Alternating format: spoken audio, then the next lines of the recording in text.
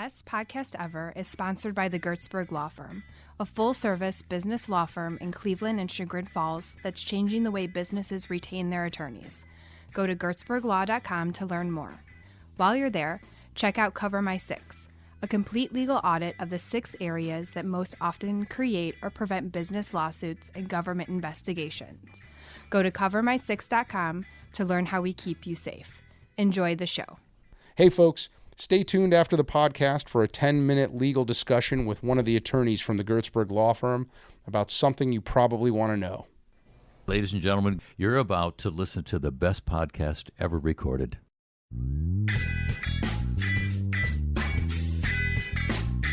Yeah, just, keep an open mind. You don't have to open a restaurant and campus and training center to make a difference. You can simply ask the places you patronize how they hire. If you have a business yourself, you can keep an open mind. You don't have to spend millions or a ton of time. You just have to live with something in your heart and fight it. But you can start to make that change now. You don't have to wait. Hi, Molly Gebler. Hi, Alex Gertzberg. How are you? I'm good. How are you doing? Feeling good. You're award-winning now. I am award-winning. You are. Congratulations. And I won an Oscar, a glass Oscar. You did. Yes. Yeah, and I noticed you guys put the picture up on your on the Chagrin Valley website. Yeah, I'm not happy with that. You elongated it. You have to. Yeah, to get it up there. And that's why we just went to a new web page. That's all new, but there's a white box underneath the picture.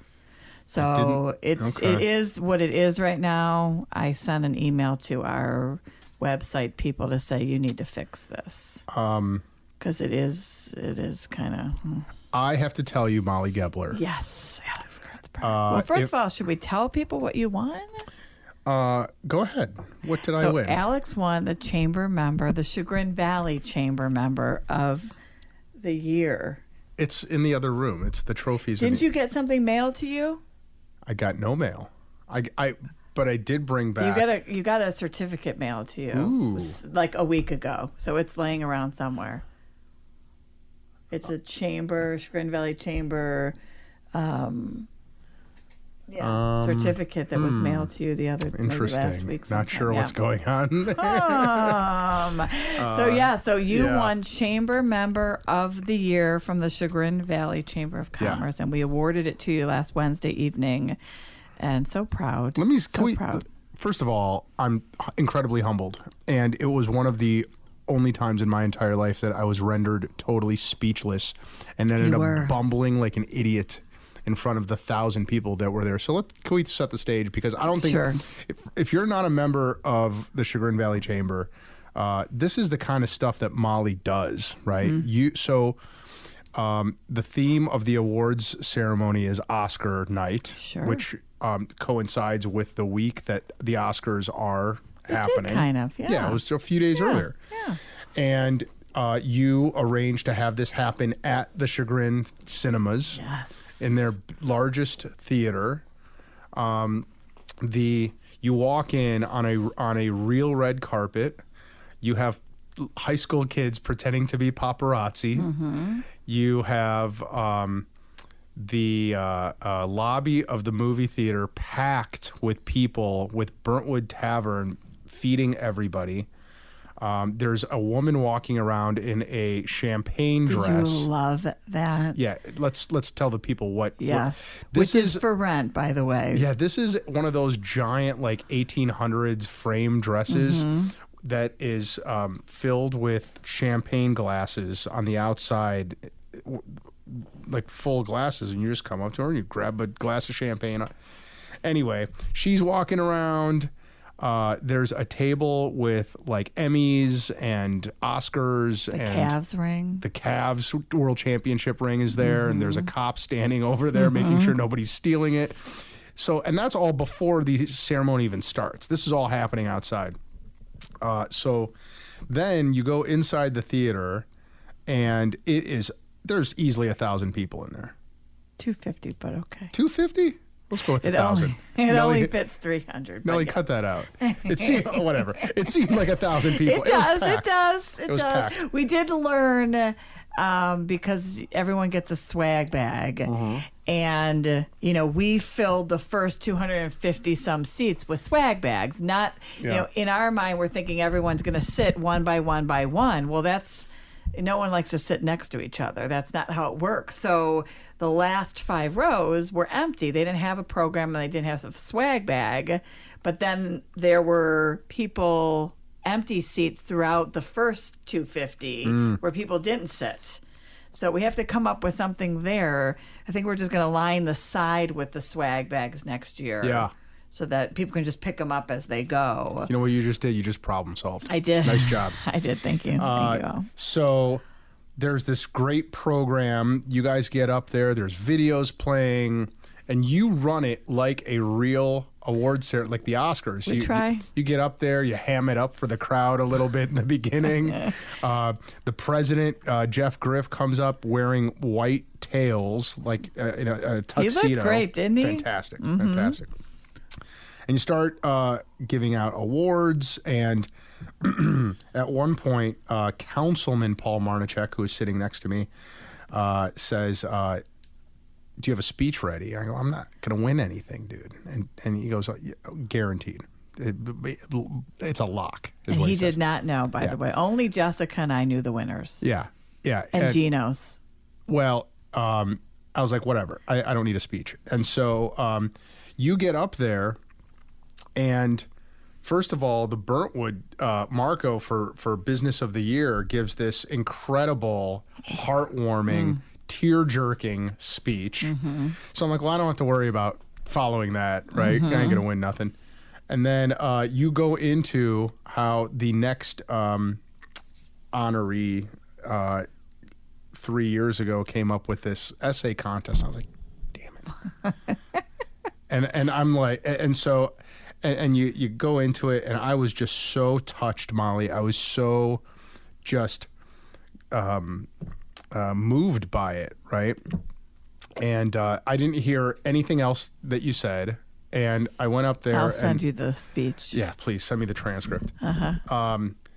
And I feel like I really blew an opportunity to get everybody to volunteer to be a judge or a sponsor or to tune into our podcast, which you did plug. Mention that. I did mention that, yes. And instead, I just bumbled like a fool up there and said thank you. You were very gracious. And that was a great it was wonderful. thing. And then we had Lee, which was incredible. And then what you do. Such a great guy. You arranged for a real Oscar winner, Lee Unkrich, who won the Oscar for Best Screenplay for Coco. And you did this incredible interview of him. I really think I nailed it. You did nail it. I haven't seen it yet. That was a great interview. We did video the whole thing, so you will be able to see your... Yeah, it'll be up on YouTube. I'm just waiting. They're editing it a little bit, so yes, it will be up. Yeah. So I can't wait to see it. So this is just like an event that Molly puts together for the members of the chamber, and it's, I mean, it is really involved. Like, have you gone through your swag bag yet? Yeah. Did you see the candy bars we made with the? I stopped at the $50 Fleming's gift card. Did you get a $50 Fleming's gift card? Did everyone not get that? No. That was, oh my gosh. Did you really? Yeah. Okay. Did I take somebody else's bag? No, that was accidentally put in. So Fleming's gave all these certificates, which I will replace. Do I need to return my? Yes, that was them. They paid to put their things in the bag by gift cards, and the students had bagged them all. We found it was $150 worth of gift cards. We have found the 250s, but you're the third 50. Yay! You're saying I can't keep my Fleming's $50 gift card? Oh, thank you so much for finding it, Alex. I shouldn't have said anything. Oh, that's awesome. Those were very nice swag bags. Weren't they fun? You got a fly swatter. Got a fly swatter. You know what I did learn from Lee about the swag bags? What? Is that they are not for everybody. Like, everyone does not get... Only the important stars. Is that right? Yeah. Well, don't they tone it down and give like runner-up swag bags to the non-important people? I don't know. He did say that there were or let me rephrase, I have heard that there are rooms. So let's say, and I'm just going to say Rolex, and I don't know if they have a room or not, but like Rolex has a room. Wow. So you go in, anyone can that is up for an Oscar, and then you go and then you hold it, and then you get a picture taken with your Rolex, and then they pimp that picture out. So the person that was telling me about the rooms said that they went one time, and then after that it just didn't feel right to them. Huh. But yeah. Well, I'll tell you this. Paul and I were talking about this while we were sitting there, and what became really clear to me is that, and we're a member of a bunch of chambers of commerce, so I'm about to insult all of the other ones right now. But here's the thing. And Paul deals with a lot of chambers of commerce, right? And what we kind of realized was like that the next most active one that we're aware of isn't like half as active as the Chagrin Valley Chamber. Like you're like on coke all the time, Molly. I am not on coke at all. The energy and the activity, and then just watching. I remember how this conversation came up because it was in the slideshow of all of the activities. Oh, the thing you and Jess put together, that cute little thing. There's little Maria. Are you going to put that up on the... It's already out. That already went up, yeah. People, go to the Chagrin Valley Chamber of Commerce website and watch the video of the year in review. And it is an insane amount of activity.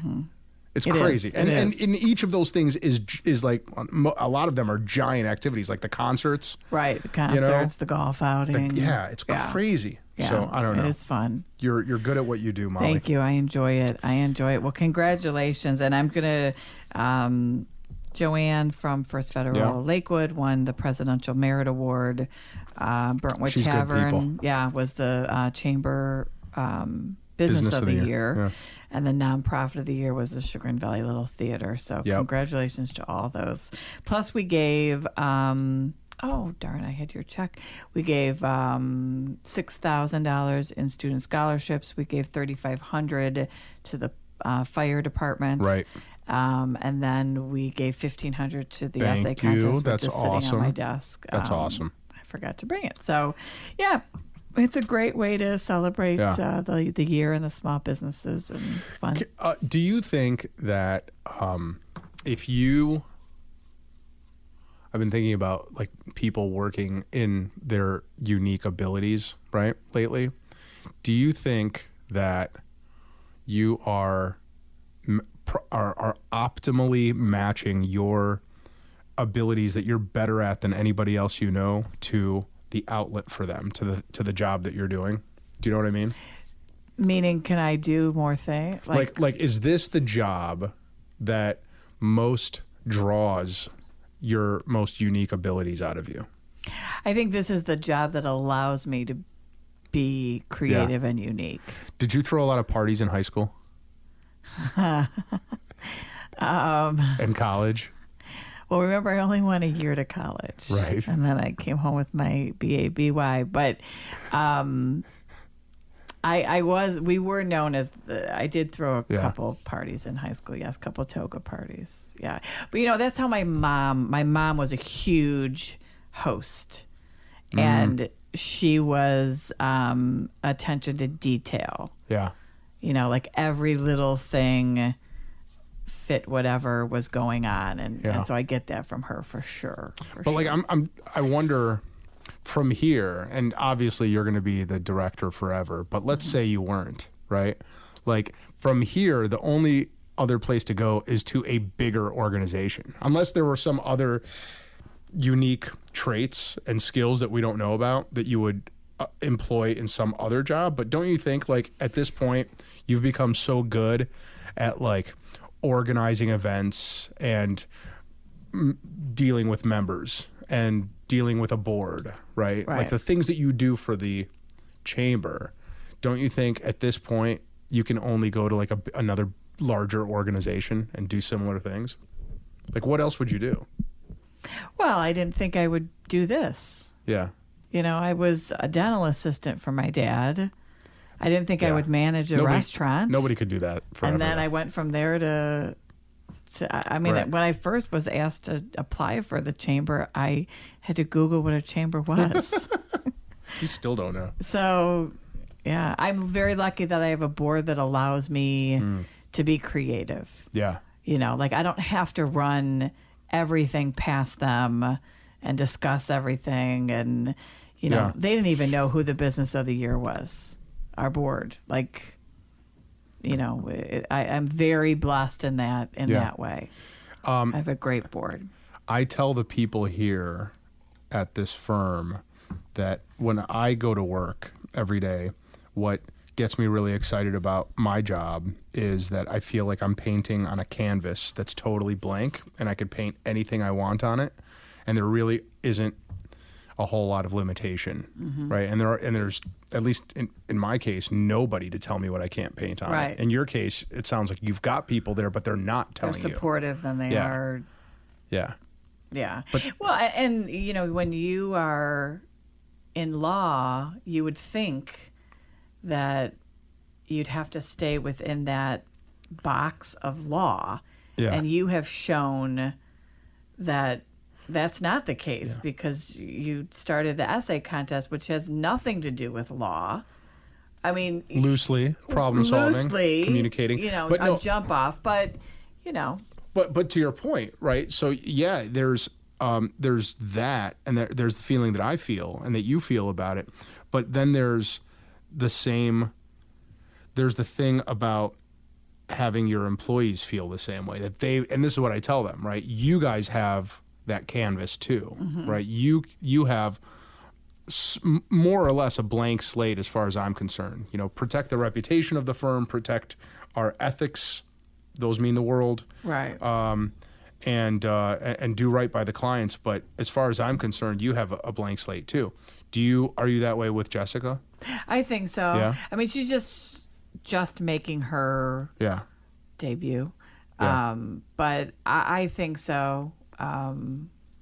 I think she'll spread her wings eventually once she, you know, sees what she can do. But yeah. But I think that's one of the things that is really important to keeping employees happy is them having a creative outlet and knowing that they have their boss's support. Right. Oh, it is. Right. It definitely is. Yeah. So, can I make a big announcement? You already know, but can I make it to our person? No. You know, that's rude to ask a woman. No, it's especially not. one that's overweight. That's so rude. I'm so offended. Get out of here. You body shamed me. How dare you? I feel body shamed. Whatever. So Grove Hill has been accepted into the Cleveland International Film Festival. That's applause. That's awesome. Applause time. Good April for you. 11th at 9:30. There's one viewing, and I'm so excited. So excited. Oh, yes. that's crazy, Molly. Yes. Did you see that coming? Excited. Did you expect that to happen? Didn't I tell you? Well, I knew that you submitted it, but is it automatic? I've known for a while. Oh. Yeah. Maybe you did tell me. No, I probably didn't. Yeah. So they tell you, and then you have to keep it quiet for like a month. That's hard. Wow. That's hard. That is hard. So yes, accepted. Good for you, Molly Gebler. Yeah, it's very exciting. Very, so very it's exciting. April 11th. At 9:30 at Tower City. 9:30 in the morning? At night? That'll be hey, yeah, it's gonna be interesting. I can't wait. It's when exciting. is the award? Do you get awards? You know what? I don't know. I actually have to email them to find out if we're up for anything. It's different there. You got to be up for something. There's probably like an audience award or something. I don't know. You should look into that, and then we can use the power of our amplified voices through this podcast to get people to vote. Yes. Yeah, I have to email because I looked in the magazine. The Chagrin Cinemas have all. You could pick up a program. FYI, you could pick up a program at the Chagrin Cinemas. They have all the programs, and I looked for ours, and I don't know. I have to ask them. But that's big news, Molly Gebler. My goodness. I mean, it's no Chagrin Documentary Film Festival, but you know, we can't all get them that awesome. But Cleveland it's just as great because we don't want to offend them either. No, that's awesome. That's great. Huge. Super great. And then my house, if we could just go over that, and then kitchen we'll talk update, about you. remodeling update. We're in hell. You're in hell? We've officially reached hell, folks. Yeah. Oh my goodness. I am down to the bedroom, Emily's room, and the downstairs area. Are rooms these are rooms that have not been touched by that you could actually sit in. Actually, Emily's room barely, because I just moved all the dressers because I'm doing the spare bedroom now. Yeah. So I finished painting that, and I'm going to rip out the carpeting tonight when I get home, and then do the baseboards. Crazy. Paint the baseboards, and then carpet comes on Thursday.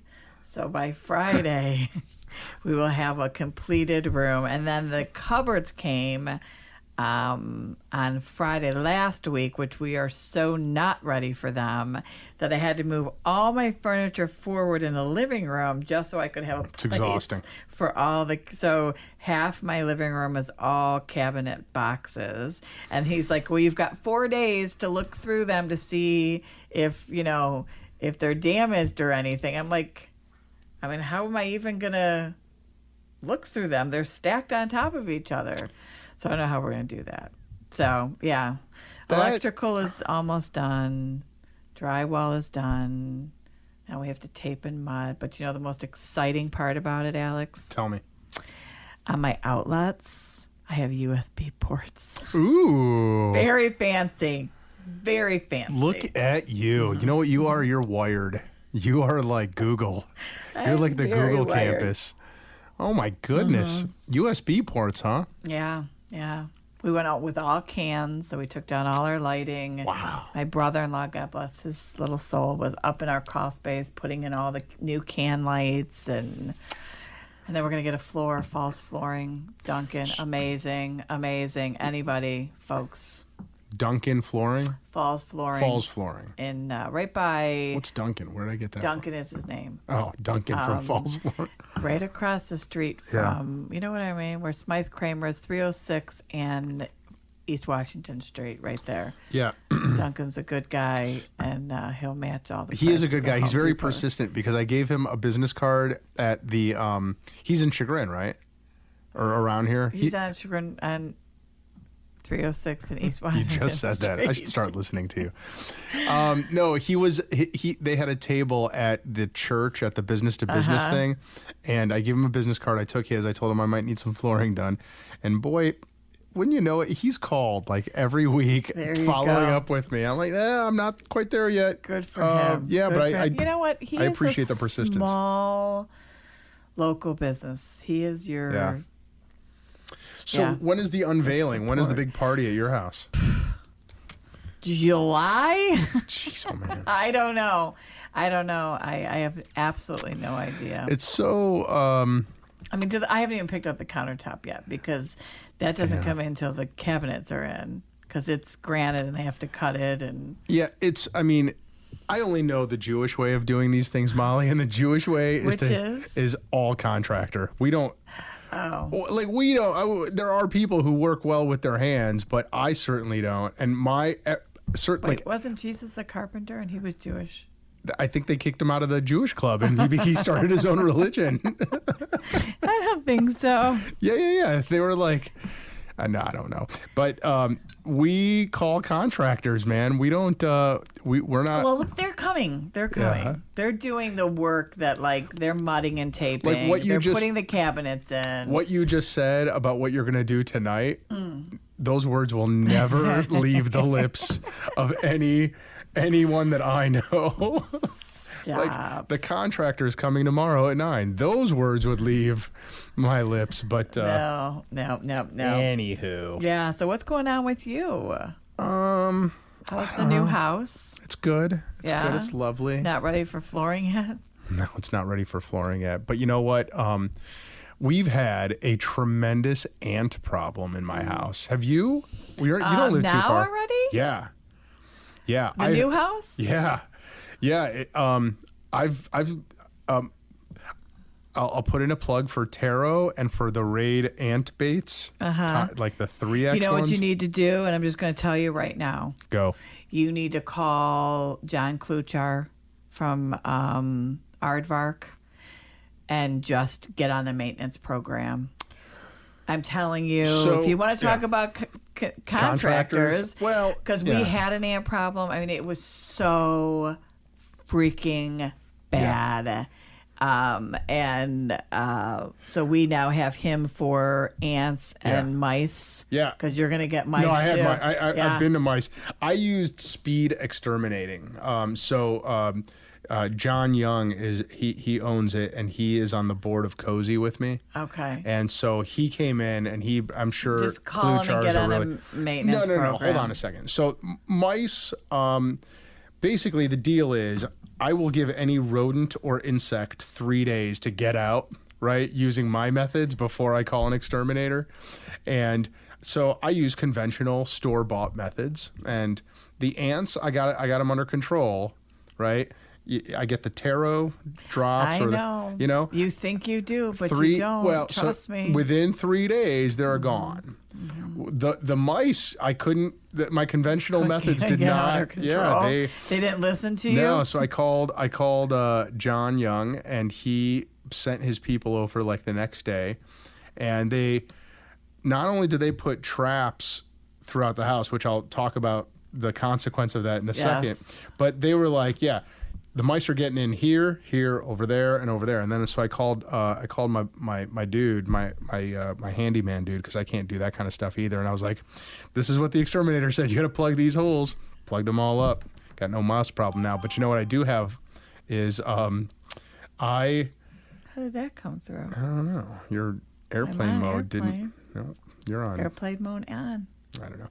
Anyway, the thing about the mouse traps is if they're like behind a wall and the mouse gets stuck in there, it stinks to high heaven when they die. I know, but it's like a 3 day thing, and then it's done. It's amazing. I know, but you can't use that room for 3 days. Gosh. I know. We just went through the same thing. I know. That's been happening. Although we did not find the holes.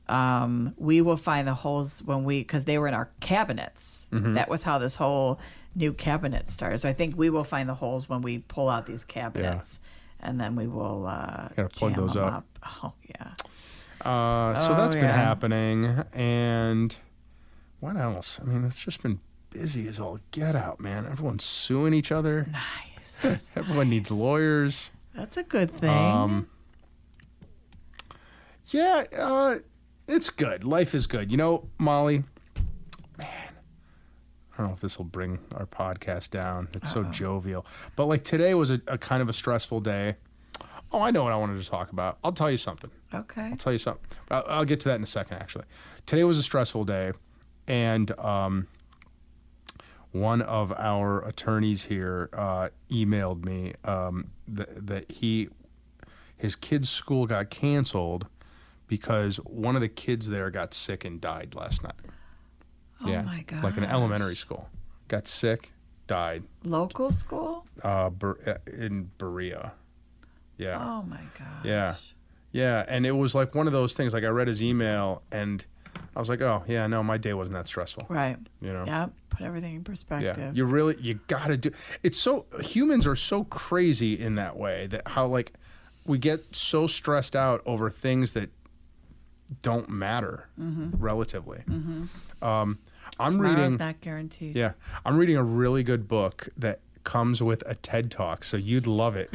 Okay. Can you tell me, and everyone can laugh later, or what TED means? I'm not watching, so or I can't see the people, so everybody can roll their eyes and laugh at me. But yeah, like how did it originate? What's the Because like Gene McCash was on a TED Talk.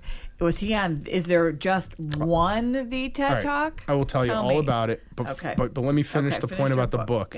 Yeah, because it's all about perspective. And this woman, her name is Brené Brown. Our friend Nadine Ezzy recommended her to me, and she wrote this book. I think it's called Rising Strong, and it's all about how we need to look at stress and failure and vulnerability as good things and lean into them, right? And she's a PhD. It's her third or fourth book, and all of her books are about vulnerability and about shame and about fear, right? And how these are things that we all like run from, but they're really things we should run towards, basically, and accept and embrace and acknowledge. This book is really great. Anyway, this morning I was on the treadmill and I listened to her TED Talk. Her first TED Talk has 33 million views. Think about that, 33 million views. Right. And it's all about vulnerability. You'd love it, Molly. You'd absolutely love it. You should listen to it. And then she's got another one that has 8 million views. I haven't watched that one yet. TED stands for Technology, Education, and Design. I think I've got the E right. I think it's Technology, Education, and Design. And it started out probably like 15 years ago now, 10 or 15 years ago, as just this one thing, and it was by invitation only. And once you're invited, you had to pay like $3,000 or $4,000 to go. And this one dude I want to say in California, who came up with it, only invited people like Bill Gates and Tony Robbins and Al Gore and billionaires and political leaders and all these highly, highly influential people to talk at the TED Talks, right? And so they would be talking, but they would be talking to other guests that were invited under the same circumstances. And then they would, it was just basically just exchanging ideas, but like disruptive, brilliant ideas, influential ideas. And so he had it for a few years and then a few years more. And then eventually they started putting together these like satellite TED Talks. And those, I believe, are called TEDx. Okay. And so they have those in a lot of different cities. And Brandon Chrostowski was a TEDx speaker. He's got a TED Talk. Jeff Hoffman was a TED. Was he? He might have been. Yeah. I think. You could be right. He might have been in one of the original. One of the. Could be. Yeah. Yeah. But there's a great website that TED has where they have all of their talks on it, and they're all on YouTube. But that's what it is. And you can actually watch them you could sort them by how many views they got. So you can see like the best TED Talks, right? And the rules are no TED Talk. I think I have this right. No more than 18 minutes. I think that's like the only real guideline. I think there's like a few others, but anyway. Okay, I get it. It's really cool. Okay. Brene Brown she's the one. With the B. Yeah, Brene Brown. I watched her TED Talk on the treadmill this morning, which is a perfect amount of time that I want to be on a treadmill is 18 minutes. Got no you. more. Got you. And I have some corrections to make from our last podcast. With which Andy. With Andy Macias. That was our last one, I think. Okay, so I said that the Broadway guy, Ben Pratt, that he was in something that was incorrect. He was in Dear Evan Hansen or something like that. I said he was in. Anyways, he was not in the one the Broadway show that I said he was in. And then this has been haunting you ever since. It has been. Well, a couple of days ago when I listened to the podcast. And then the other thing was Josie's on a Vacation Far Away. I don't believe was Cutting Crew. Should we look it up right now? Yeah. All right. You look up Josie's on a Vacation Far Away, and I'm going to look up the Evan Hansen. The Outfields? Yes. I don't want to lose your love tonight. Okay. Yes. You know that song. I do. Okay. So that was not Cutting Crew. So I apologize about that. And then the Broadway play that. Brett Hansen? No, it's Dear Evan Hansen. Dear Evan Hansen was the Ben Platt we were talking about the Oscar or the Grammys, and I had made a comment that it took the Broadway to bring some class to the Grammys, and I had said that he was in some other show, so he was in Dear Evan Hansen. All right, I'm glad we cleared that up, Molly. Whew! This is why you were up late last night. So, our speaker today. Yes. This is a get. Well, this is a big get. No, we don't have to. No? No. We don't have to tell people that we already did it? No. I don't know. I think we can. Why would we? Who cares? Well, because then we could tell them what they're about to hear. And we could tell them how awesome our interview was and how lucky they are. All our interviews are awesome. That's true. We're always lucky to have Well, it's too late. I already told them. Nelly, don't cut that out. So we had a great dinner. We did. We had a great dinner, which I think we talk a little bit about because we do have a little moment. That we food talk. was amazing. The it dessert was amazing. Thank you for my dinner. You let me get the cheese. You let me get 2 pieces of cheese. Maybe 3. That dude came out with his cheese wagon. Yeah. And it had like 17 kinds of cheese on it, from stinky to non-stinky. Yeah, and then they cut off this minute little piece of cheese. Yeah, you really were anti charcuterie board. Ugh. No, that was delicious. I'm sure it was. There was only one thing on it that might not have been like that I didn't like really well, but like all the different meats and like pates and liver stuff and duck stuff was my awesome. Scallops were out of this world. Folks, if you have So not gone good. to Edwin's to eat, first of all, the story's amazing, right? Which you're about to hear. But the food is amazing, and then you could watch it on the documentary Knife Skills, and you could learn all about it there, which you should, because that's an amazing documentary. So but the food driven. I mean, yeah. he's so and selfless. Like, Yeah, this is his life. it's rare that you find somebody who literally like everything he does, or I don't know everything he does, but so much of what he does is all about other people and helping other people, right? I am obsessed with him. Yeah, he's a great dude. He's a great man. But the other thing, what I really liked about him, and also which you'll see in this interview, is how unfiltered he is. Yes. He just doesn't give a shit. Yeah. He says what's on his mind.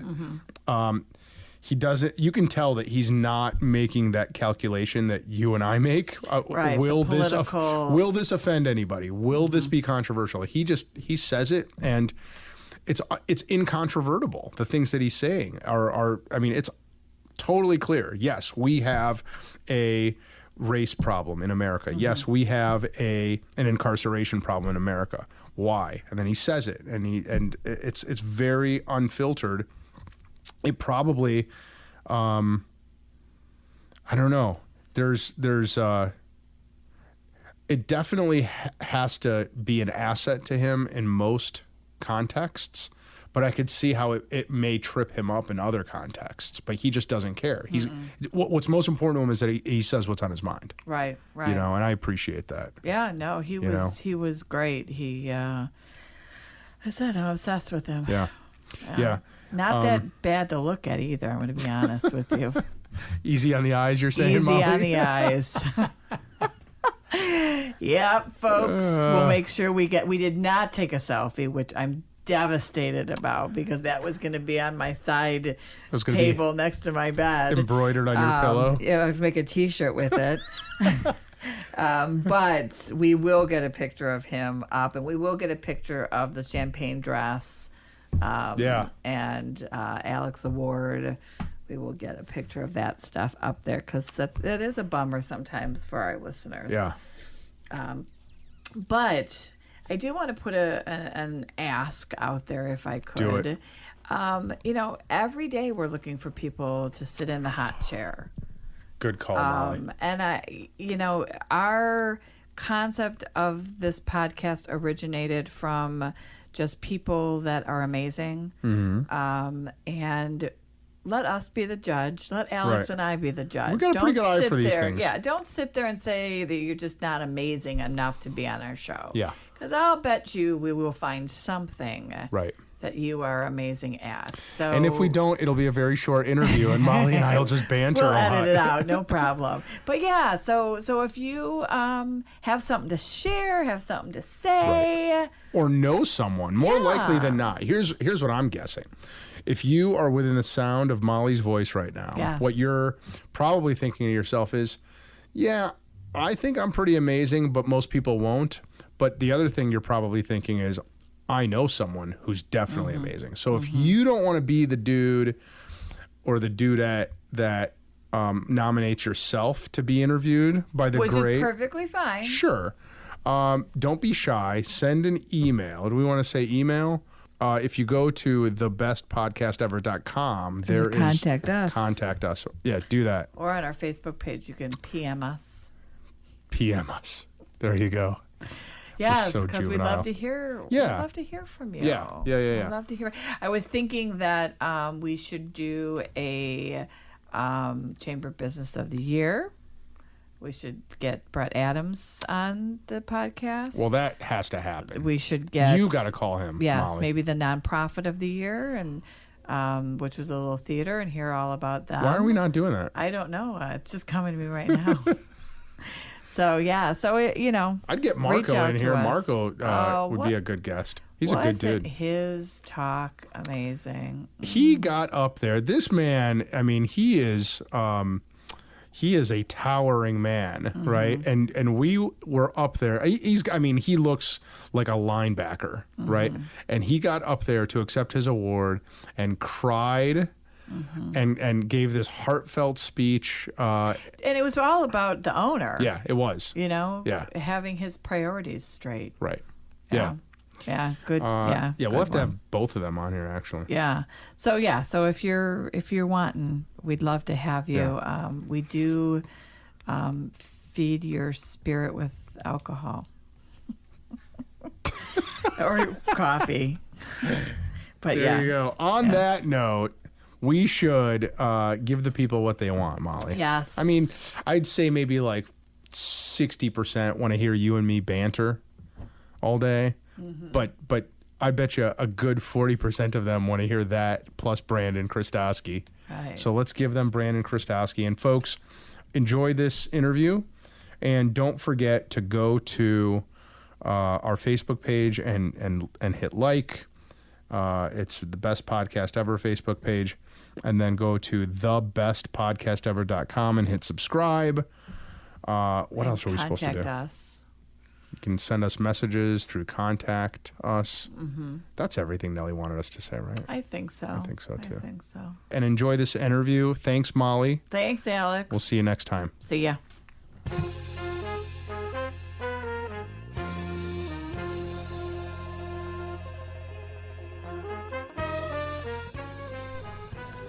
All right. Hi, Molly Gebler. Hey, Alex Gertzberg. Hi, Brandon Chrostowski. How we doing? Oh, Good. Chrostowski. Did I good. say it right? It's That was Chrostowski. good. You got it, yeah. Is there a Chrostowski. W in there? There is. Chrostowski, Yeah. right? Polish. It's Polish. You better believe it. That's right. My grandparents grew up right here on 117th and Buckeye. Wow. And Bruskevich was the name. So Polish is my Pretty blood. Polish. Yeah. Hey, settle a bet for us. How old are you? Me just turned 38. 38. All right, you were right. Yeah. I said we're about the same age. Yeah, we're about the same age. Well, not me, but You're about our age. I'll take 38. Yeah, go with it. I'm gonna go with. I'm gonna Yeah. run with that. Yes. So Thanks for having us here. We just Yeah. enjoyed a you phenomenal so good. experience. It was an experience. So good. So good. And so Devante was just making Molly's Banana Foster. situation over here. Yeah, and that's what he said. And he said it's really important to Brandon that there's an experience here, and he talked a lot about that. Yeah, and yeah. it definitely comes through. There is definitely an experience that you. We were Right. watching the hamburger being made. Yeah. Right?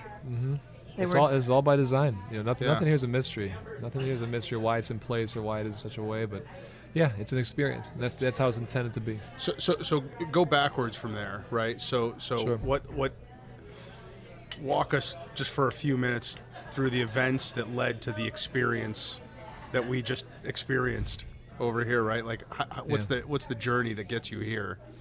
You're talking about just how it was formed and founded. Yeah. Oh man, it goes back to '98 when I caught a case and was facing 5 to 10 years in prison. Got probation instead, and on probation I had a chef mentor me in downtown Detroit. Took me under his wing, showed me the business, everything that it takes to be the best. He always preached perfect practice. You grew up in Detroit? Mm-hmm. Okay. Yeah. Outer Drive in Van Dyke is where I was born. Spent most of my life down there. My mother moved us out to Sterling Heights for a short while, and then just went back to Detroit and started working. So it was an interesting time growing up.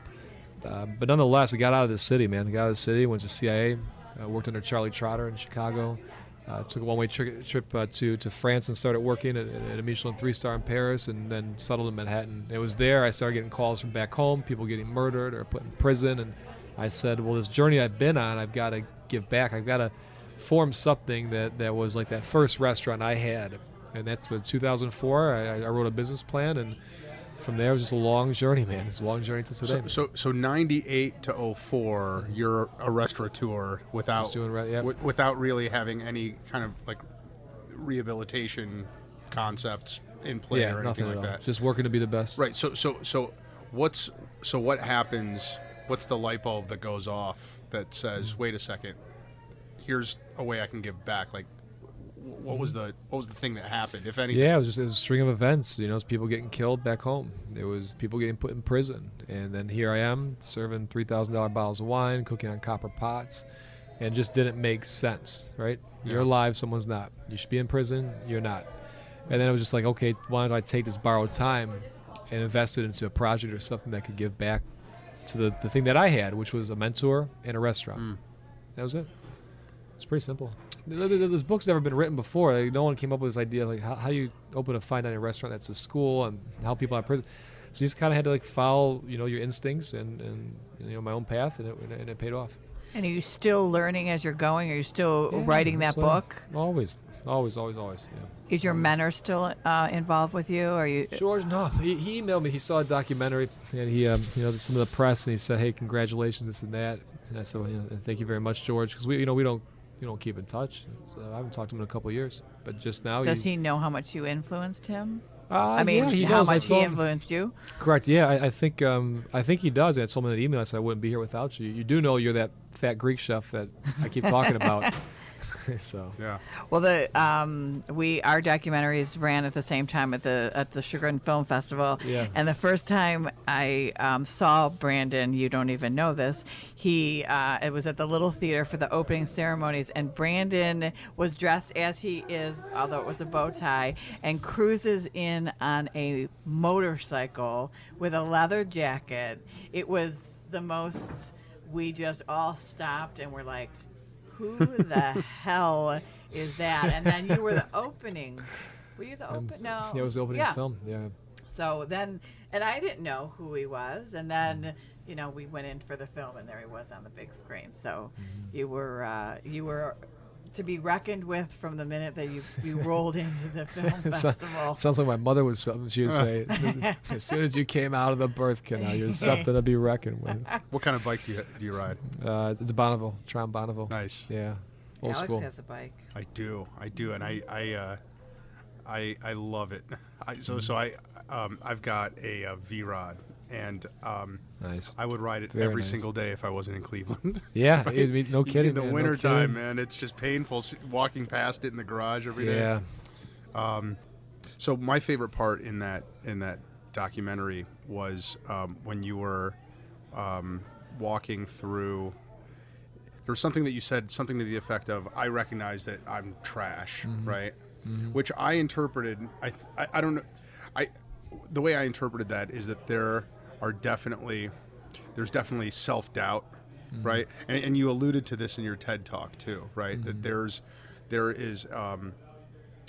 doubt, there's bad thoughts, right? And it's something that I think almost every entrepreneur, every business owner can relate to, right?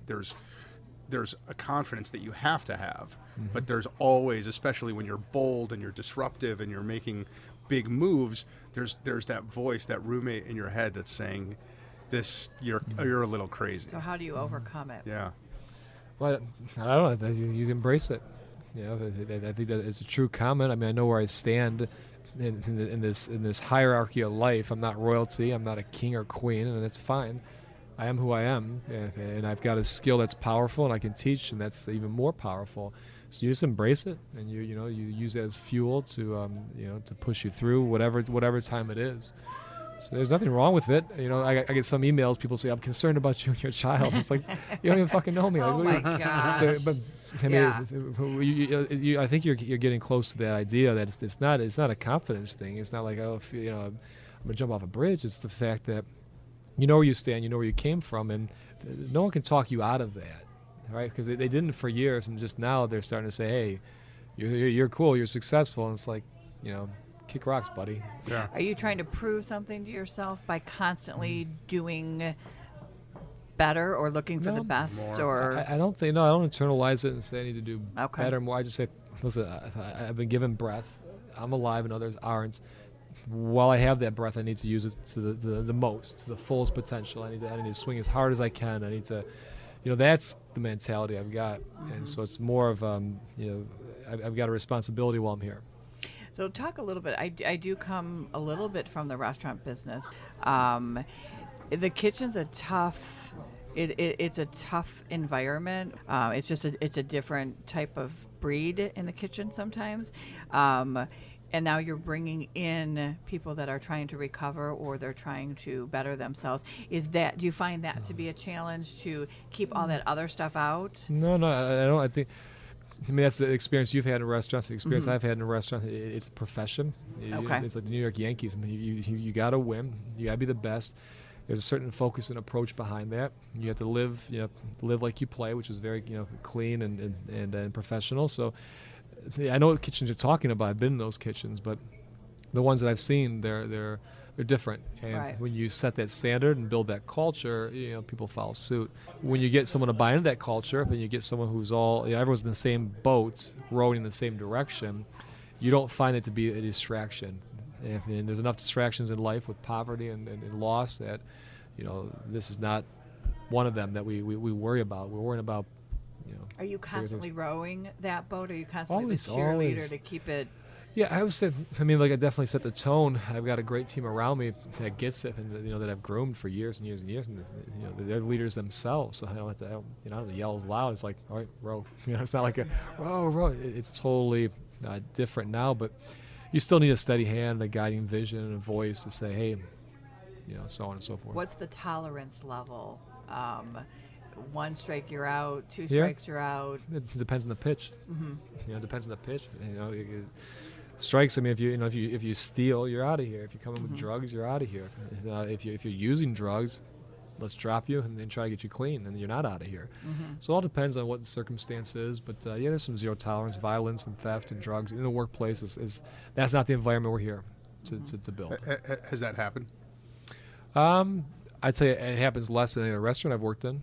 Yeah, I mean, there's a very, very positive culture here, and the men and women here know what we're working for and fighting for. And from the beginning, I tell them, you're representing more than just yourself. You're representing 50,000 in Ohio that are incarcerated. You're representing Cleveland. You're representing, and that responsibility, when it gets bestowed, it's understood. Speaking of Cleveland, you did a little running for the mayor. Yeah. What? You woke up one day and said, "I think I want to be mayor of Cleveland," or what was the reason you did that? Just pissed off, at poor leadership. I continually see the inner city deteriorate, the deaths, the violence, and the person at the top's not jumping up and down saying, we can fix this, we're going to stop this. His famous line is what it is. The cavalry's not coming. That's wrong. I mean, it's just wrong when you have, the highest infant mortality rate. You have 2,000 homeless school kids. When you have, the highest unemployment of any metropolitan city. The poverty here is worse than anywhere else. We're the most distressed city in the United States. And you'll say, hold on, this is Cleveland. What about Detroit? No, buddy, Cleveland's worse. Now, if you live in the fringes in Shaker and Cleveland Heights, you're not in Cleveland. You're in a different world. And you're in Cleveland, right? right? You got to be to get to run for mayor. Right. But the bottom line is that there are big problems here. We're solving big problems here through hard work, and leadership at the top is not taking that approach in the city. And if they did, things would change. So I was fed up with it. I'm fed up with bearing people. Are you done with that vision, or you still see yourself? I don't see myself running again. Another bum leader, I'll fight him. I mean, why don't you see yourself running again? I just don't. I mean, I would run again. Let me tell you, I would run again, but not the way that I did. It was very grassroots, extremely last minute. If someone came to me and said, "Hey, listen, we got $1 million behind you. We want you to run." Different story. I don't got to kick and scratch. Keep gassing the volunteers' cars. I have a team around me. It's a whole different fight, but it had to be fought against this incumbent because he was that poor. It was that poor. So I mean, I would say that's you're 38. That's your first time running for public office. Mm-hmm. You got to do it again. I think you learn. I mean, think about how long's Edwin's been around? Now we're going. Well, it depends where you start the clock. 14 years from the beginning. 5 years as a restaurant, 7 years in prison. So the restaurant, is it? You learn from the mistakes. It's a different restaurant than it was when you first started. There's different processes, right? You learn from your failures. I say you run again. Well, I appreciate it. Should we move to Cleveland so we can vote for him? You can write the checks. Yeah, there you go. You write the checks. Yeah, no, but I'm serious. If it's in the heart, I'll do it. It was in my heart that moment. And that's what I did. Right. Which, by the way, I gotta say, I mean, there's agents of change who are agents of change because they go from idea to action, and those are, it's a different kind of person. It's just I mean, we all know people who just bitch, who just complain, right? And to say, well, not only am I going to make a change, I'm going to run for frickin' mayor. Right, that is agency. It's very cool that you did that. And what does your wife do? I know that sounds like an odd question, but she's got because you have a child. No, we have two. Two, yes. And you probably have some long hours here. Yeah, long hours here. I mean, she's a strong, independent woman. Her father is the largest black-owned demolition company in the city. So he's familiar with business, and she's familiar with the family in business. She loves horses, so she's got hobbies. I mean, she's she's her woman, but she's also seen the own violence in her family. Having a sister who was murdered. One of those, guy went on a string of killings, and so she knows what violence is bred in the city. She sees the inequality in the city through her father. I mean, the guy's been arrested on a job site at the Cleveland Clinic, and they say, "What are you doing here?" And he's like, "I own the company." While they push him in the mud. I mean, she understands there's something to fight for in this city, and having kids, you realize that, what kind of future you're trying to make for your child. And she's very, very conscious of the fact that if you want change, you have to make change. And the world's not perfect. Yeah. The world's not a perfect place. What would be the one thing that you would, if there was just one lesson of life that you could give to your children, what would that be? You're not perfect. Shit happens. You just get up and just keep riding. You just keep fighting. That's it. So, do you still have self-doubt? Except, I don't have too much doubt. I feel pretty confident in whatever decision. If my instincts feel this, I feel that that's what it's supposed to be in me, and that's what I pursue. Yeah. I don't doubt that. I don't doubt that at all. It's really not doubt. It's just it's not doubt at all. Go ahead. Go ahead. Take your time. Go ahead, please. Yeah. I can get a bite of mine. Yeah. I'm eating banana Foster, everybody. Just Brandon had to step out for a memento. And I'm eating banana Foster, and I have pictures that you'll be seeing, but holy crap. Can't you just have a little bit of it? I probably could. My sorbet's really good. Not as good as this. No? No. Folks, you need to get here. Yeah, man, this is good. This is a good restaurant. Brandon, when I say success story, right, what comes to your mind?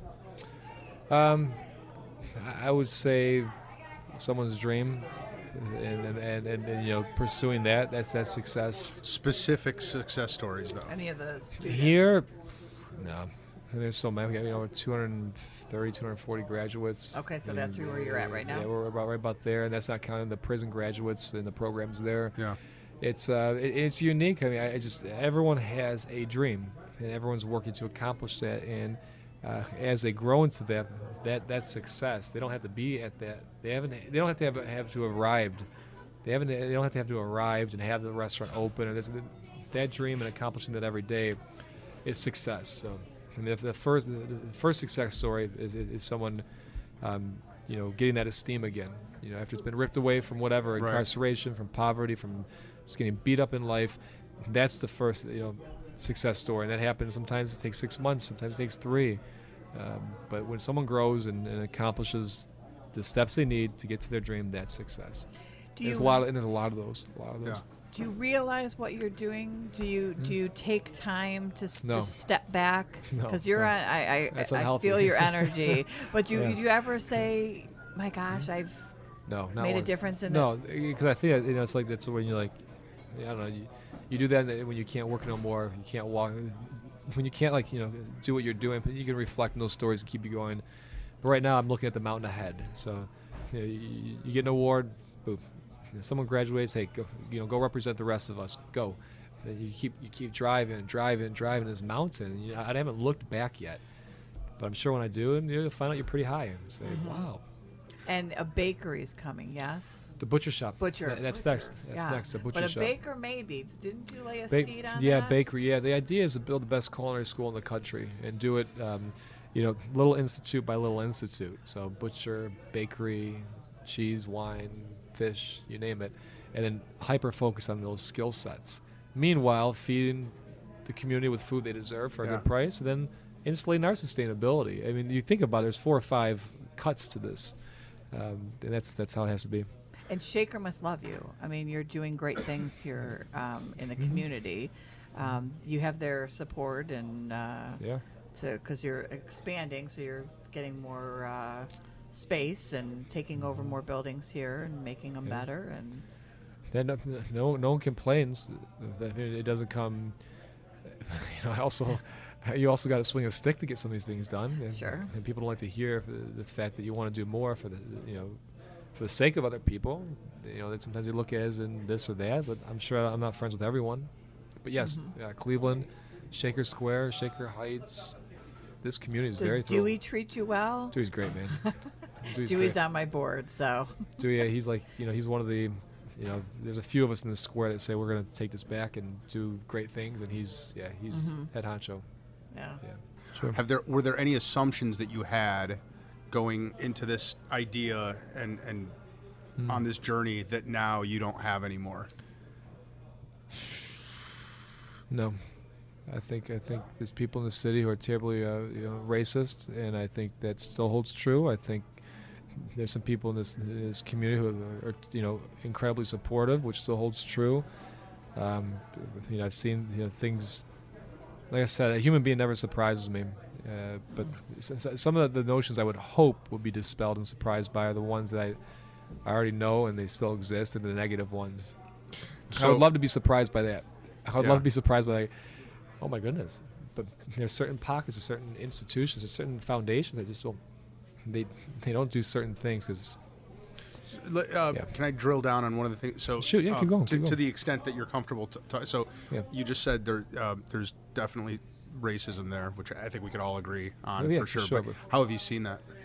How? Yeah, like how? By the way they try to run people out of here, the way they try to impede progress in certain areas, the way they defund or not look at project that makes perfect sense, but it doesn't apply to their vision, which is a very.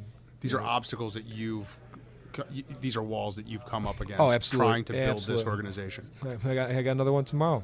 I'm sitting down with the foundation tomorrow. They've been reluctant to give. It's one of the biggest in town. They will not give, and they will not give. And you see the city deteriorating, yet why? It's like, why? Yeah. Why? Just give me the reason. If you don't like me, if you don't like the cause, just spit it out. But right. You're a major player. You're not helping. So those challenges still persist, and some people have a vision of what they think the world should look like, and it doesn't coincide with perhaps what I would think it should look like, and maybe we'll never agree. but I'll continue to fight. How big a problem is it getting funding each year? It's never hard when you have a good product. Yeah. So I would never say it's been impossible or extremely difficult, but you have to kick and scratch and fight for dollars, and you fight for business. That's the biggest revenue stream, is the business. Yeah. And you got to fight for that in the marketplace, right? And we're doing very well in that marketplace. We have some really good media as of late, but a lot of this is by design, and not the film, but the James Beard House. There's things that are by design to hit in certain places at certain moments, so that you go through a slow winter and you survive in May. Right. But the challenges are always be there for business, and that's everything. That's race. That's sexual. That's religion. That's just business is a bitch, right? And then you have the other part, which is like the funding world, which is usually pretty good to us, given we're making a mark for Cleveland and doing it in the right way. I take no state or federal money. I don't want it. I have to refuse it at times. So I take a different journey to get there, but there's still some that you just got to fight. And it's not even about the money at the end of the day. It's getting a perception to look this way. Even if they didn't give the money, I got to make enough noise to say, look over here. Right. Look over here, Ivory Tower. There's a problem. We're solving it. Yeah. Yeah, I'm glad we're talking about it, because I really completely forgot that this isn't a typical business for different layers of reasons, right? One is the fact that we're rehabilitating ex-convicts, but the other is you're a nonprofit, right? Mm-hmm. And all restaurants are nonprofits. Right. You're using some of that funding to grow and to keep spreading the message, and mm-hmm. right. And so like the butcher shop is that going to be here? Yeah, it's right next to the campus. It's the fourth building. The building's already acquired. I was telling Alex that you have a whole campus. But when we saw each other at NPR, you were talking about something that you were doing, like in Medina. Medina, that's it. A restaurant for people in recovery. Yeah, it's fighting this epidemic that really began in Central Ohio. The opiate epidemic. Yeah, they were number 2 in the nation, overdoses. So you're only hiring people who are recovering addicts and alcoholics, and that's amazing. Yeah. And that's not a close journey. I mean, so you're. It's not far. What's the distance between here and About 45 minutes. Okay. You take care of business on the way there and the way back. It's easy. Yeah. Mm-hmm. Mm-hmm. Yeah. And then, all right. So. Do you sleep? I sleep very well when I fall asleep too. For the 3 minutes that you sleep? Very powerful rest. Oh yeah. So we were curious, Brandon, right? So this is a bar, and there's alcohol everywhere, right? Yeah. And you've got people here who are recovering alcoholics. Yeah. Here in this place too, about 30% of the our demographic. So you can't possibly just be a culinary teacher, right, or a restaurant coach, right? You have to also be dealing with with the addiction part of it, and the human nature coaching, right? So do you what are those conversations like with these guys? Well, whatever they need to be. I mean, if someone's using, the benefit we have is, one, we're working together with somebody for 40 to 50 hours a week. We can find and see tendencies. Yeah. So we're close. With the housing, we see how someone lives it oftentimes. How they live in. Is it a healthy lifestyle? Is it a destructive lifestyle? I got a lot of weapons at my disposal. I've got a case manager here. I mean, the restaurant's self-sustaining and drives a profit to offset the cost of a free school. A case manager is one of those things. I've got a handwriting analysis expert, which is wild. She came in for dinner one night, and what she's turned into being is someone who is a friend. And through she's an older woman, like in her 70s. And through a very disarming method of looking at your handwriting and saying, well, you're very good at this. Or, maybe sometimes you could be insecure. Someone opens up to this woman. Now they become trusting. And with those conversations, we see other tendencies. I mean, I use a lot of atypical methods here that are pretty wild. Huh. Bi-weekly team meetings, or actually weekly team meetings, that we talk about a person's grades, attendance, behavior, what their handwriting is saying, what this is saying. We get pretty deep into someone's skin. So when addiction strikes, it's about knowing that person enough to say, listen, you need help. No, I don't. Well, then piss in this cup. Okay. Which they do here. Like, you're gone. I mean, if we ask, you drop. And wait, does everyone do it, or just people you like? It's a suspect. When people are suspect, checks. yeah. People when Okay, people got are when someone's suspect, it's not a blanket thing. Got it. I just say, hey, you don't look right. Boom. And if it comes back, we need to get you a better sponsor. We need to find a better place to meet. You have to be more consistent. You might go to residential or inpatient. I mean, someone's life is the biggest concern. We'll run a business. That's no problem. Someone's life is number one concern. You can't fulfill someone's potential if they got this demon holding you back. Never. So we got to solve that demon first. Then we can start working on your potential. Then we can get to that business. So you've got almost like an AA kind of thing here. While we hold AA meetings at the campus. You do? Okay. Yeah. But I mean, there's anything. I try every method. And if it doesn't work, I try a different one. And we have so many people come in the restaurant. If we need something, we call. Yeah. Do you have a faith? Oh, yeah. Oh, for sure. I don't push it here. I don't push it on top of people because you never want to alienate. You want to meet people where they're at. But yeah, absolutely, yeah. And Brandon, in the movie, there was that one scene where you're in court with that woman. Yeah, Marley. Yeah. How often is that? How common is that you're? Well, first common. of all, are you? Why were you there? Were you just observing? Were you there for support or? Yeah, support. Testifying. I mean, the letters go. We write a lot of letters. Letters go a long way. In person goes an even longer way. And especially when you know the judge, it goes pretty far. And David and I go back. David Matai go back to before it's open. I said, listen, this is what I'm thinking of doing. Blah blah blah. And he pointed me in some directions when it came to recovery. I'm there to make sure that she knows that someone's in her corner. It's not over. It's also show the judge that someone's in her corner. Oftentimes, family can't make these hearings. So if it's someone who's an outstanding student we believe in, I'm there. I mean, if it's not me personally, it's someone else in the team. Yeah, and then same thing going into prisons. I mean, nothing changes. You're a family. Bingo. Yeah.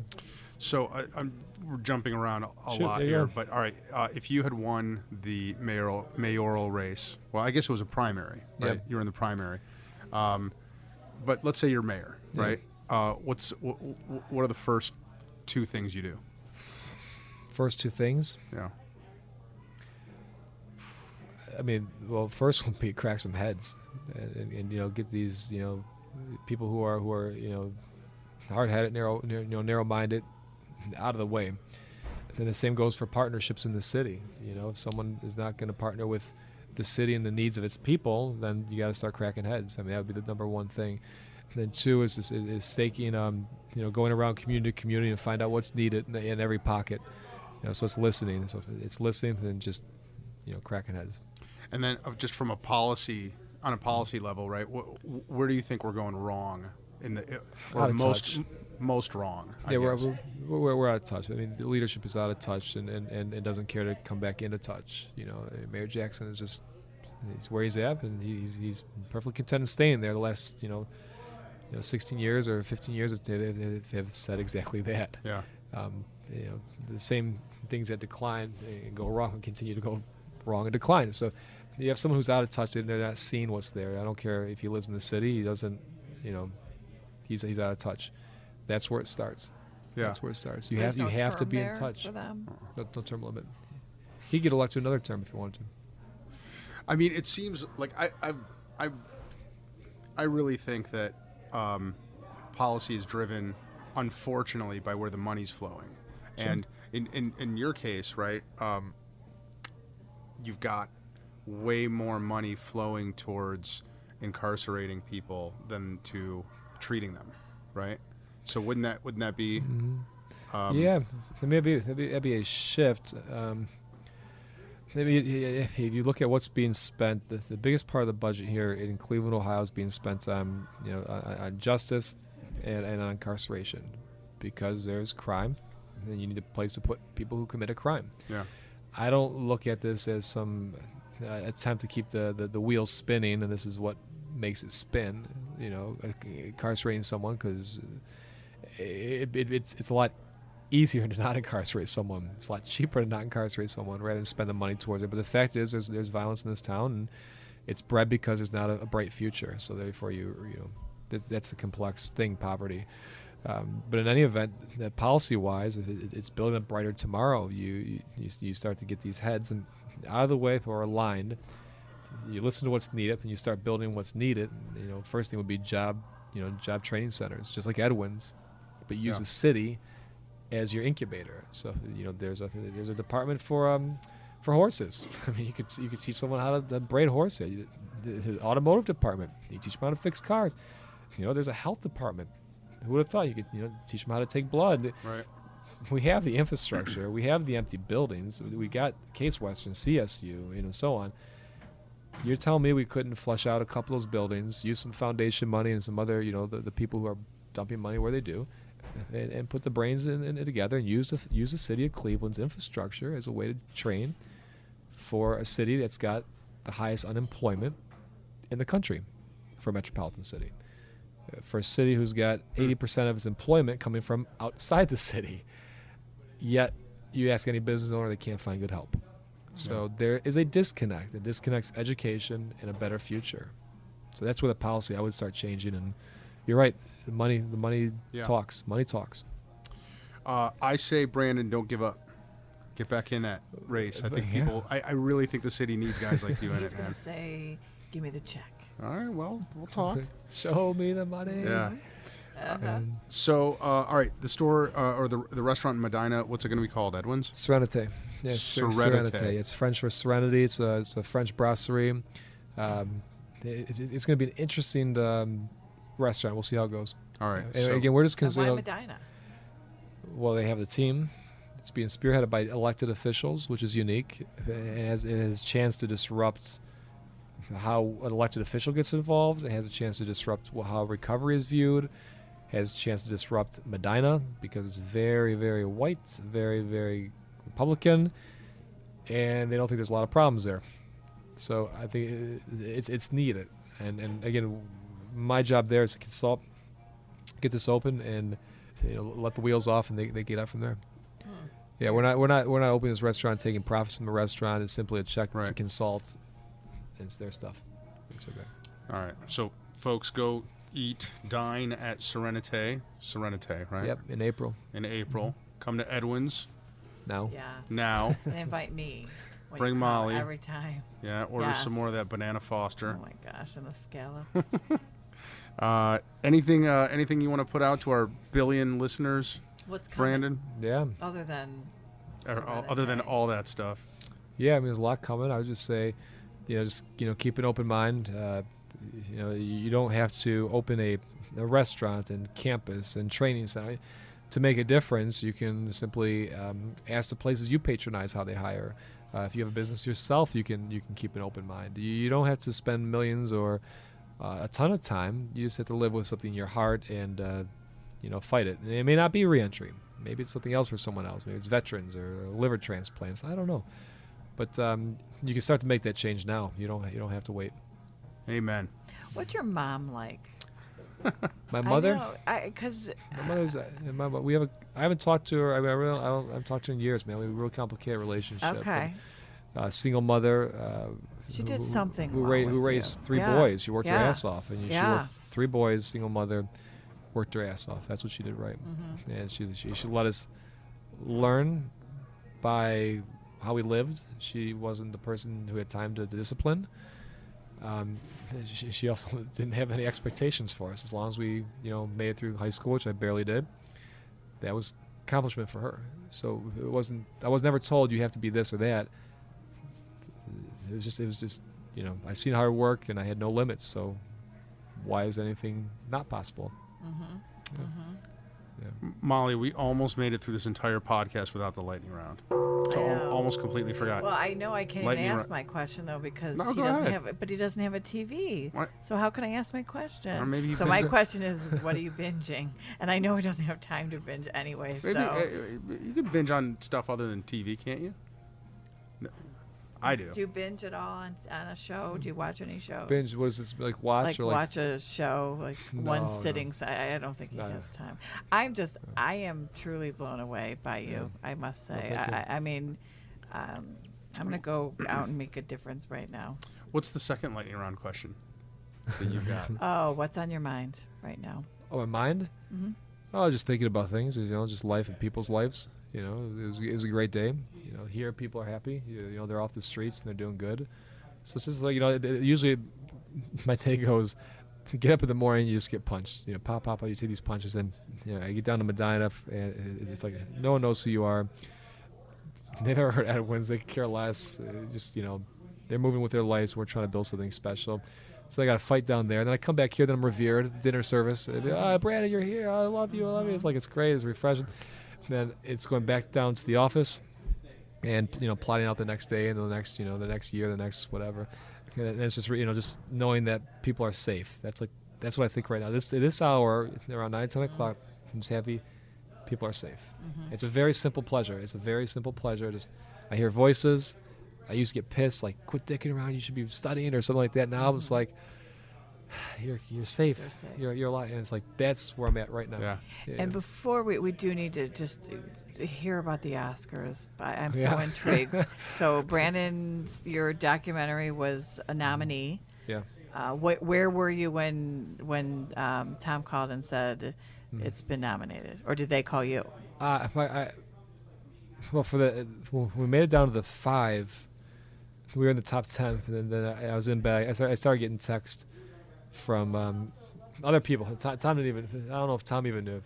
I was in bed with my kid, and I said, "It seems like we got nominated." I'm thinking in my head, it sounds like we got nominated. And my wife just starts giving it to me for some reason. I just remember, I'll never forget it because she's just like laying into me. I didn't even tell her. She found it later at night. She said, "Why did you tell me you got nominated for that?" I said, "Because you were just laying into me." I said, "This is what it is. This is what it is." It was good. It was. I didn't realize the importance of it till about 2 weeks later. That's when it clicked that, hey, this is pretty big. Yeah. And then being in LA in the red carpet was just a very, very special moment. So. Someone that you saw that blew you away? I saw, a lot of people that I recognize, and they're usually from like older films. The athletes, I knew exactly who they were, and I got to talk to a lot of them. Spielberg, we had a good conversation. Wow. Strahan was there. He was a sweet guy. Mary J. Oh, wow. And Kobe wasn't in your category, but he had won a documentary. For animated something. He won, yeah. He has a pool in L.A. We'll say Yeah. he's got a little muscle out there. Uh-huh. But no one fits.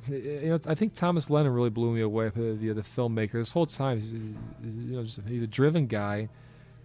It feels good to share a passion, the same passion with somebody. And we've been through a lot of ups and downs with this film, and even when he lost, before he said we've already won. We're here today. We already won. But afterwards, he was just so appreciative of everyone being in the same place, because I never met the editor who edited hours of films from New York. I never met the publicist in L.A. We were all together in one room. He was just very grateful for being in that room together. He's an amazing guy. You're not going to see that or hear that, but a very good guy.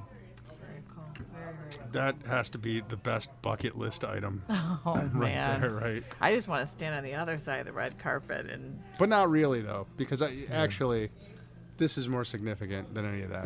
That's just kind of like gravy, right? You don't do this job to get there, right? Mm-hmm. When it happens, is you appreciate the moment and you come back home. And it's funny. I go to Medina, so the next day, so I get back Monday. I come here, finish up some work. Tuesday morning, I had to speak at this Rotary Club in Medina, tell them about the project that no one's heard about, and it's like, okay. And I get there like, well, sorry, you're not even on the agenda. The service dog lady's speaking today. And I was like, I just was on the red carpet like, with. I was just like, welcome back. And life does this, it does this to me. It always brings you back down to reality. And it's like, dude, you're just a human doing good. All right, Absolutely. Brandon, last 2 lightning round questions, Sure, and then sure. we'll let you off the hook. You're on a desert island for 3 months. Oh, 3 months. You can only bring one author. One author. But you can bring his entire library. Who do you bring? If you're on a desert, I probably think of someone who cooked in the desert. Which I can't think. Which I can't think of. I'm thinking survival here. Like, how do you boil sand for nutrients? I don't know. I'm not. Michel Foucault is one author that I find to be pleasant to read. I don't read fiction. I think it's a waste of time. Although that movie, that book Les Mis, Les Miserables. Victor Hugo. Yeah. That someone keep you busy for 3 months. No shit. Someone gave me that book, and it's amazing how vivid this man, Yeah. writes. I mean, so that was very, very inspiring. But I think Foucault would be one, or just the good classic Bible. That will get you through some tough times. Okay. I think Brandon would probably write his own books on how to boil the sand. Right. That's what I think. So same island, same 3 months, and you can only bring one musician's entire discography. Which one? Oh, discography. I don't know. Probably So you Marvin that we're listening to now. Marvin Gaye. All right. Stevie Wonder. These people really highlight it. I think Stevie Wonder more so. He highlights so many positive things in life, and it was about a lot of love, but the reality of life. I don't get really deep into musicians, but I like listening to his music. It's really good. You were incarcerated, yes? Yep. When not you in prison. I just did time in county jail and then a city when jail. you were in there, what was the one thing that said, when I get out of, because it's a time where people could just just give up. Sure. What made you say, when I get out of here, or if I get out, what I'm going to do? Nothing. I was 18. The first time I was 18. The second time I was 20-something, maybe 30-something. But just, I don't know. I'm just happy to get out. I don't think you think that far ahead. Nothing drove you? No, you don't say, like, I'm going to get out and redo my life. You're like, no, like, fuck it. Get me out of here. I got freedom.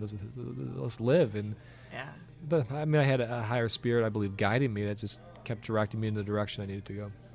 Did you have an addiction? No, never had addiction problems. Poor choices. Yeah, addiction to poor choices. Yeah. Yes, that was true. Yeah. That was true. Yeah. Well, you are one amazing person. Mm-hmm. And I'm lucky to meet you, and we appreciate your time here, because you are a busy generous guy. with your time. Thank we you. appreciate it. Thank you. Well, it was a pleasure. All right, Brandon. Thanks, Molly. Thanks, Alex Gertzberg. Thanks, folks. We'll see you next time. Yes.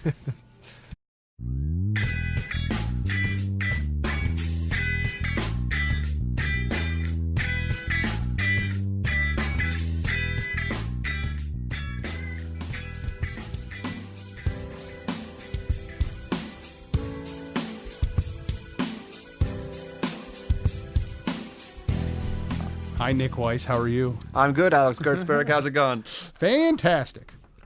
Tell our 57,000 listeners at home who you are and what you do. Sure. My name is Nick Weiss. I am the litigation attorney with the Gertzberg Law Firm. I've just gone a couple months ago. Before that, I was in-house counsel for Sterling Jewelers, and before that, I did litigation for a number of years. Happy to talk with you, Alex. Okay, good. That was very enthusiastic. Yeah. Nick. Thank you. And how long have you been litigating? I've been litigating for 4 years. 4 glorious Glorious, years. wonderful Good. years. What do you like about it? What I love about litigating is getting in the trenches and doing the work. And what I love about it is getting really good results for people and winning cases. That's what I love about it. There's one term in a contract that we're going to talk about right now, and that is the forum selection clause. Yes, that's right. And and we get to this because of litigation, because this is becoming a more and more litigated issue. People are trying to invalidate it, and this is really important once you get to that point, because your forum, your home field advantage is so important. It really cannot be overstated. So let's back up. What is a forum selection clause? Sure. A forum selection clause is a clause in an agreement that determines, if there's a dispute over whatever's in the agreement, where that dispute is going to take place. And a lot of times that means it's going to be in a state. It can be more specific than that. It can be in a county. It can be in a city. And it is really whatever the two parties decide is the place that they want to adjudicate or litigate a dispute. So like a typical forum selection clause in a contract might say, for example, in the event of a dispute between the parties, the Cuyahoga County Court of Common Pleas will have exclusive jurisdiction over that dispute. Yeah, that's absolutely right. And you brought up something good with how you worded that. how you word that can be incredibly important. You might think that you're restricting it just to whatever's going on in that contract, in that agreement. But if you use those words that you just said, any dispute between the parties, it's possible that even outside of that contract, you've bound yourself to Cuyahoga County. Right. So, all right, so let's back up a little more, right? So now we know what a forum selection clause is, and I think we know generally how parties use it, right? They use it to limit, and they intend to use it to limit the places in the country or on the planet where they can be sued. That's exactly right. Most of the time, this limitation is very, very specific. You know, as we discussed, it can go down to a county. Right. Sometimes it's to explicitly exclude other jurisdictions or other laws. A lot of the cases, especially international cases, are used for that very purpose, is to find some kind of neutral ground that's going to avoid unfavorable ruling for one or more parties. Well, and it also avoids unnecessary expense, right? So if I'm selling widgets all over the country, but all of my employees and my corporate headquarters and all of my assets are in Cleveland, Ohio, I don't want to be sued by a customer in Arizona or in Alaska who buys one of my widgets. Right? Yeah, that's exactly right. You don't want to be pulled into a place where you don't have a presence. You're going to be scrambling for representation, and the other side is going to immediately have an advantage. Right. So being sued elsewhere definitely increases the cost of defense for you. It's a foreign court, so you're traveling more, you're hiring local counsel over there. If you're silent on forum selection, then where does the case get resolved? So this goes into your standard analysis of what venue and what personal jurisdiction a court has. So if we're keeping this easy, if we've got your Ohio and Arizona example, most of the time, the contract with you and your widgets and that company in Arizona, either state could have both the right venue and the right jurisdiction. You could go either place. Right. And those are we're probably getting a little arcane here, but law students will love this. Those are two separate questions. Venue means where the case will be heard. Jurisdiction is which courts are able to hear the case over these particular parties. So there's personal jurisdiction, there's subject matter jurisdiction, and those are separate inquiries from venue. Yeah, that's exactly right. And you could have a court, and in fact this happens a whole lot, where there is personal jurisdiction, but venue isn't appropriate, and so they just won't hear the case there, and they'll transfer it somewhere else. Right. Okay, and then negotiating tactics, right? A lot of it comes down to leverage, right? So if I'm being asked to sign a contract with Time Warner Cable, and I want to negotiate the forum selection clause to say Cleveland instead of New York, Time Warner Cable is going to tell me to go kick rocks. They are, yes, that is true. Right, but if I'm again selling my widgets and I've got I guess you might say that I'm the Time Warner Cable relative to the customer, meaning I'm selling large quantities of a particular product. Maybe it's online, maybe it's through distributors, whatever, right? If there's a lot of customers signing the contract I want them to sign, chances are I've got the leverage. You think that's fair? I think that's absolutely fair. Who has the power makes the rules in a lot of this. And the forum selection clause is one of those areas where if you have that significant leverage, you can pretty much dictate the terms. Yeah. Yeah. So in a pre-printed contract, our advice typically is to pick the court where you would want to be sued. And then a whole separate question is court versus arbitration, which we'll save for another podcast. Sure, that's a whole other thing, yeah. But that's something you can put in there too. Yes. So in some cases, for example, you may want your forum selection clause or your arbitration clause, if it's with consumers, to be separately initialed, right? That increases the chance that it's going to be enforced. right? Yeah, that's exactly right. Forum selection clauses between businesses are almost always upheld. Right. Between employers and employees are mostly upheld. It gets a lot dicier once you get down to the consumer level because of their low level of sophistication. And that first category is really important, right? So now I'm buying supplies from a supplier for my business, and they're giving me their pre-printed form, and it says that if I want to sue them, it's got to be in Massachusetts, and I'm here in Cleveland. What I tell a client in that case, don't sign that contract. No one's forcing you to. At least raise your hand and say, I want this to say Ohio, or I want it to be someplace neutral so nobody has an unfair advantage, and see what they say. All they can say is no, right? Yeah, that's exactly right. There are so many cases we have that I had back when I was in-house and back when I was litigating before I came to the firm, where this would come back to bite people. Right. Where one party would unilaterally pick a place, the other party wouldn't either know that they could change it or they wouldn't change it, and now they're litigating in a state where they have really no footprint whatsoever. Yeah, it really amazes me how companies, when they're signing contracts with their suppliers, think that they have no power whatsoever. I mean, just cross out the forum selection clause. I'd rather it be silent than say some state far away from my home territory, right?